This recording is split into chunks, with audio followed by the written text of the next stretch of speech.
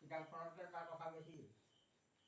ৰাখিলোঁ 12 হাত সিজালৰ 13 হাত ফটা 13 হাত ফটা ভাল মাৰি বাপৰ বেটা ভাগৱতখন কথা কৈছে ভাল মাৰি বাপৰ বেটা তাৰমানে এই 12 হাতডালত 13 হাতলৈকে তই যাবগৈ পাৰিলি তই ধেমালি মানুহ নহয় দেই পণ্ডিত মানে পণ্ডিত গৰু বোৱাৰীবোৰ সৰকি যায় পাহে পাহে হয় ভাল যিবোৰ জনা বুজা গুণী জ্ঞানী হেৰি উফাই ডাঙৰ ডাঙৰ মানুহ নিজকে ডাঙৰ বুলি ভাবা সেইবিলাকে বাঞ্চাই নকৰে এই সৰু সাধাৰণবিলাকে ঈশ্বৰ বুলি ভাগৱতখনকে সেৱা কৰিছে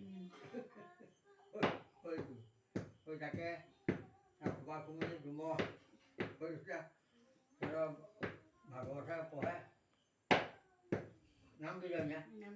ভাগৱত পঢ়ি পঢ়ি শুনাই থাকোঁতে যেনিবা পাঠকে ক'লে বাপসকল কওকচোন আমাৰ ভাগৱতখন কেইখন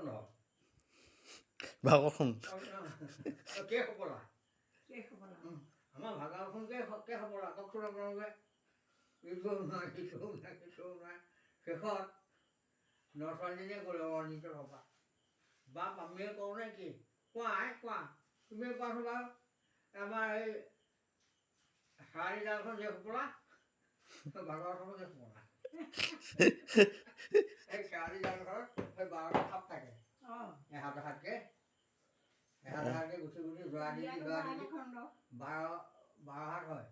এনেকৈ ডাঙৰ খাটি জালখন শেৱালি জালখন যি সপলা ভাগৱতখনকেই সপলায় শুনিলা তোমালোকে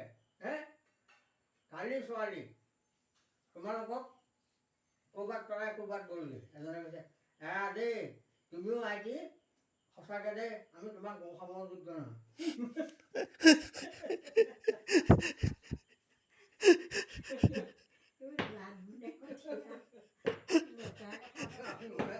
তোমাক গৌ খাবৰ যোগ্য নহয়